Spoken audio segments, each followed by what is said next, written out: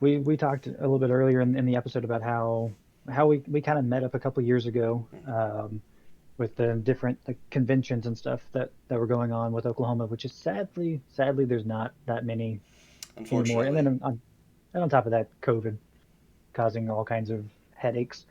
Where did your inspiration for Nintendo Okie come from? I think 2009. Yeah, early 2009. I think April, March or April of 2009. I actually started writing for a site called Nintendo.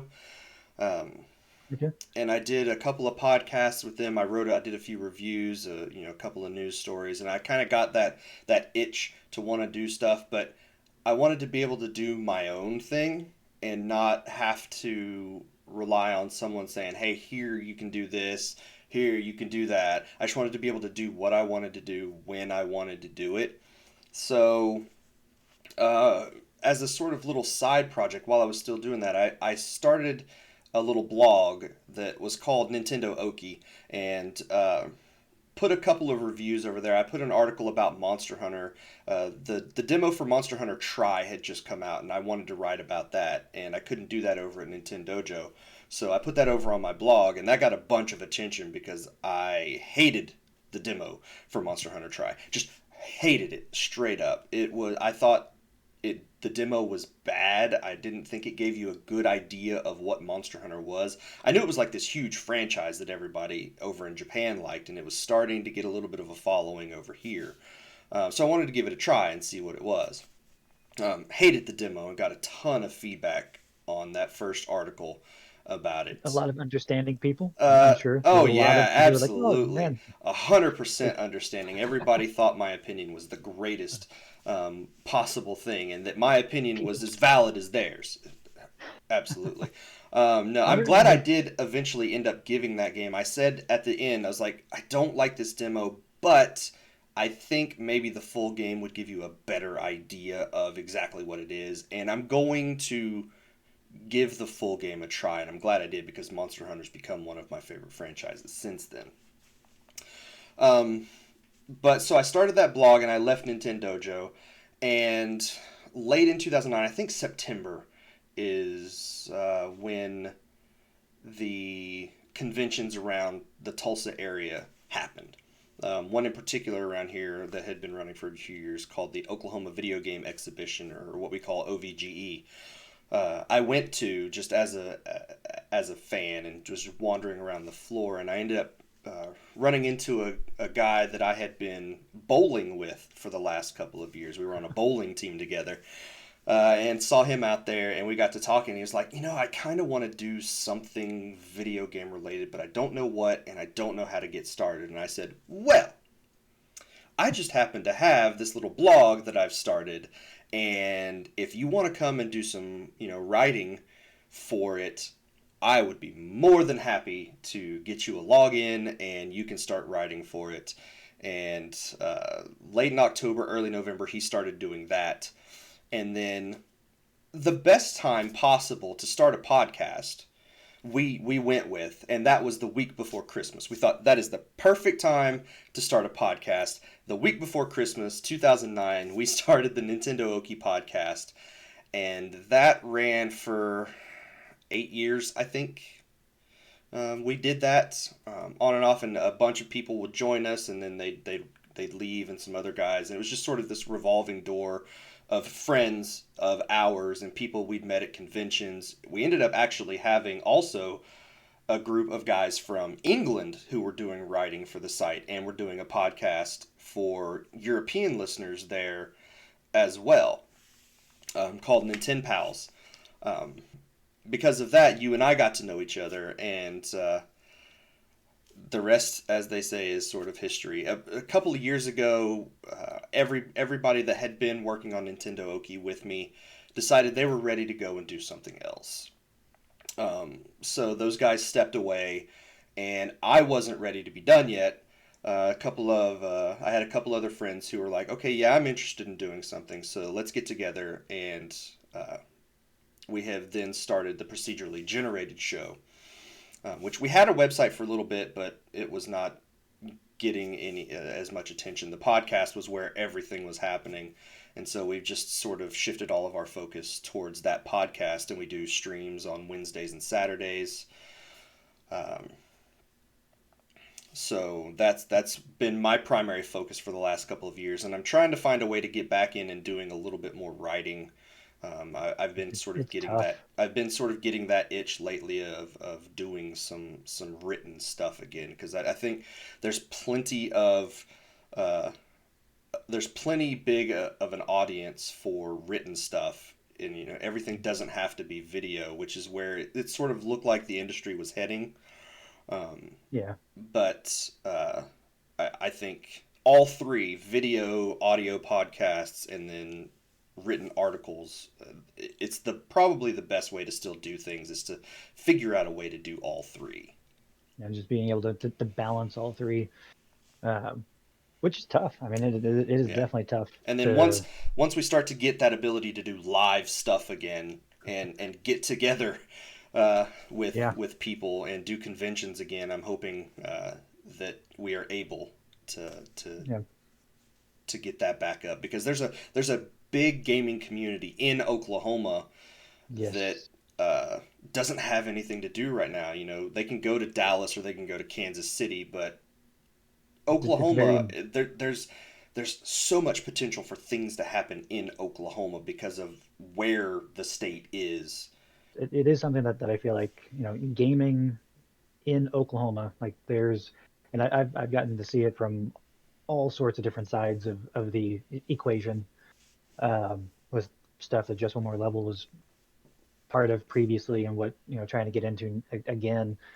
But I do feel like it's very malnourished. Hmm. Uh, I don't know if that's necessarily the right word for it, but there's been a lot of opportunities, and through like mismanagement or COVID, or there's, or just the wonderful, just random strong storms that come through here Yeah, that just throw that just throw things off. tornadoes are Sorry, a super thing. sorry, Super Bitcon. Um, but like you know, it's interesting to hear your story, because it's very similar to mine, as far as like how Just One More Level uh, was founded. Um, I was trying to find some way to, like, I enjoyed writing. I was creating all kinds of like scenarios and plots and stuff for what I would like to see in games, and Hmm.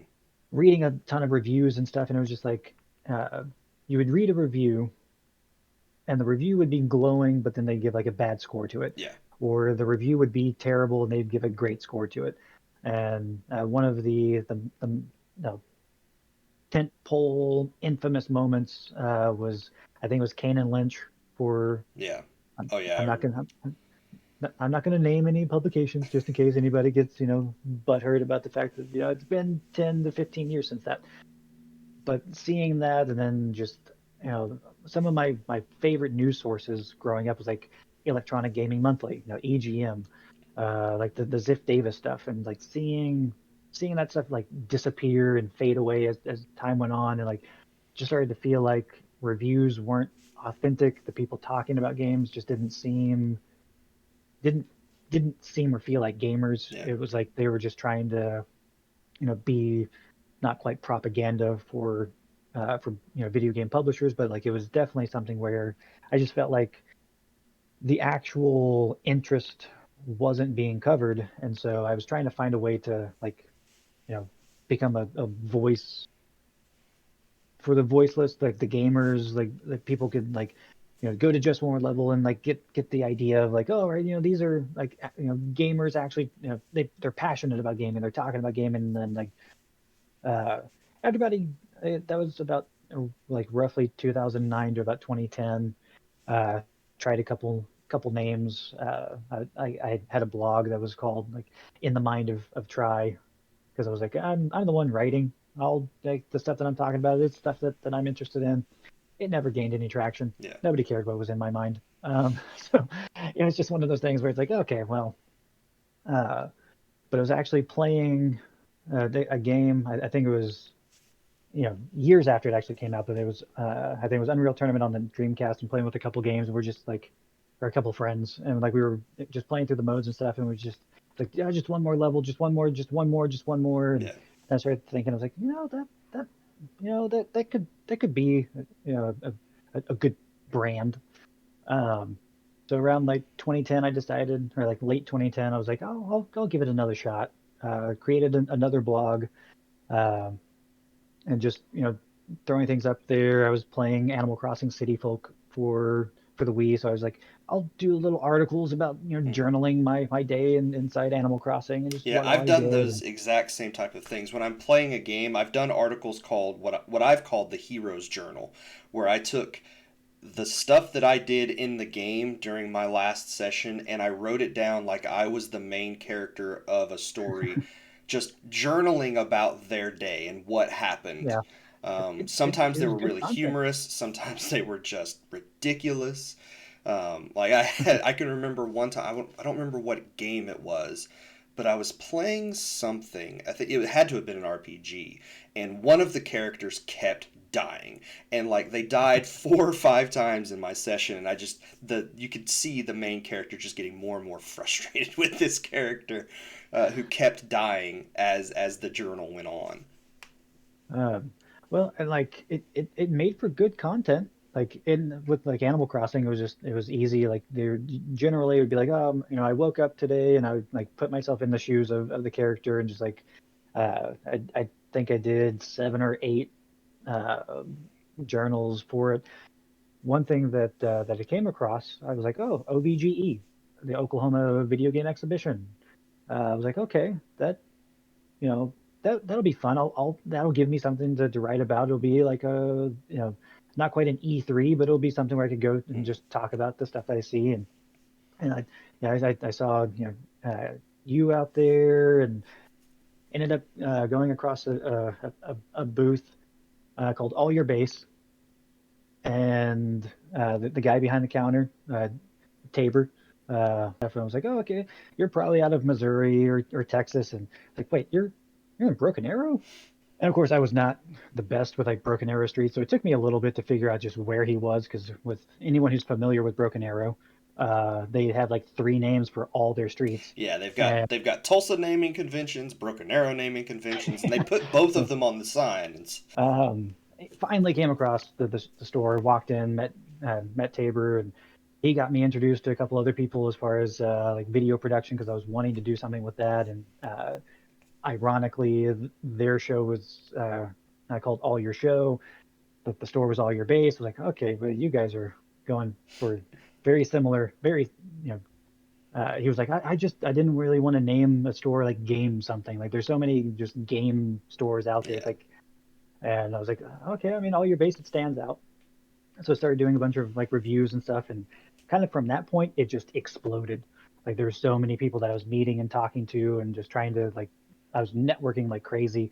So between the game store, the new video production stuff with All Your Show, and working with Pharaoh Wizard 16 and Eyes Epic Blue, and doing like midnight launch parties and stuff like that with like Halo, and then it blew up even bigger with like PJ Gamers, and then a very similar thing where it's like just everybody just started kind of feeling like they started branching off, doing their own thing. mm-hmm. Just One More Level was a springboard for a lot of people to get their Yeah, kind of get their hooks into writing, and they did, and then they went off and did their own things, and uh, All Your Base merged in with PJ Gamers, and they just it kind of whittled down as time went on, and had a had a show that we did for a few years, Just One More Topic, which is still on this channel. And it was kind of at that point, it was a smaller team, went on hiatus for a couple of years, came back in like 2018, did some E3 videos. I was like, this will springboard, this will get the juices flowing again. And back in January of 2020, I was like, I want to get a new show going. And then the pandemic kicked in, and yeah, unfortunately can't really meet up with people, and it threw everything for a loop, and conventions started dying down. And I was like, well, maybe this is a sign that I just shouldn't be doing this anymore. January of this year, I was like, this is the year. This is the year I'm gonna like. This is a new show is going to happen. yeah. And I remember reaching out to you because I was like, I need some help to get the gears going. I need like this is Like I'm wanting to do more, and uh, for the most part, I haven't ran you off yet. So like, I keep it, coming back every couple of weeks. but yeah, that's it's been fun. Like it definitely has been fun. Like it has been quite the roller Yeah, coaster over the 11 years of doing it, yeah, and there's surprisingly a fan base there. Like people are wanting to hmm, listen and watch and see what's going on. So I yeah. guess as long as there's people out there, I'm gonna continue to keep going. Yeah, absolutely. I mean, I've always said that if there's even one person that wants to listen to the stuff that I'm saying, that's worth putting a camera or a microphone in front of my face and just having a conversation. And this venue with you has provided some incredible conversations that we've had over the last few weeks. The procedurally generated show is just a reason for three friends to get together and goof off for an hour once a week and talk about the video games they've been playing and some of the news that's been happening. We tend to cover games the way normal people play them, and that sounds like a bad thing, but with most of the big mainstream, or not mainstream, but the bigger outlets, it's game, new game, new game, new game, new Yeah, game, and it's every week, and that's not yeah, how most people actually interact with these things. Um, yeah, we'll talk about the same game for 3 or 4 weeks if that's how long it takes us to play it, um, because that's how most people interact with that content, and it keeps those games fresh in people's minds. And we'll play a game for a couple weeks, and then I'll get distracted by something and I'll play something else, and then a few weeks later I go back to that game that I was playing a month ago and bring it back up as a topic of conversation. And it's just a I like to talk about things the way that the average consumer tends to talk about things, and not the way uh, a big media company talks about them.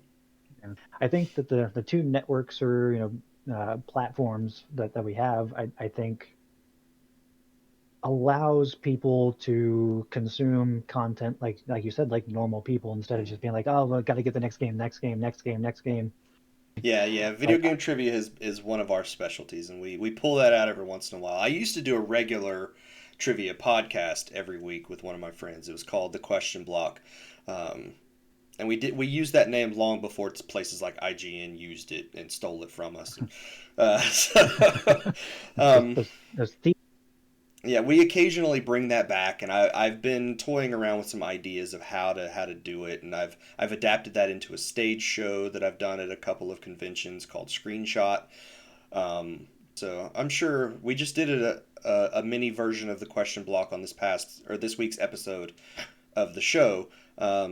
So I'll have to listen to that. I'm sure there will be an opportunity to put you in the hot seat, and All right, I will probably get them all wrong, but unless it's Final Fantasy related, I got a pretty good grasp. I'll see what I can do Maybe to Legend of make it Dragoon. Final Fantasy specific for you. Hopefully, people get a good idea of just kind of where we're coming from, Yeah. why we do what we're doing. It's not just because we want to hear ourselves. We want to continue building up a community, Yeah. and that was one thing that I loved with the venture with PJ Gamers. We built up a a community that it's like, oh, you don't know Magic the Gathering? Well, we'll teach you. Oh, you don't know Hmm. Dungeons and Dragons? We'll teach you. We'll do these these game nights where people would learn how to play tabletop games, card games, and I at some point would love to see you know that sense of camaraderie, Hmm. the community being able to come together and play games and like teach people again. And I am Jeff from Just One More Level, And I'm Tony from Procedurally Generated. and we will hopefully see you next week with GamerVision, the game show where we talk about, well, games and everything else in between. There you go.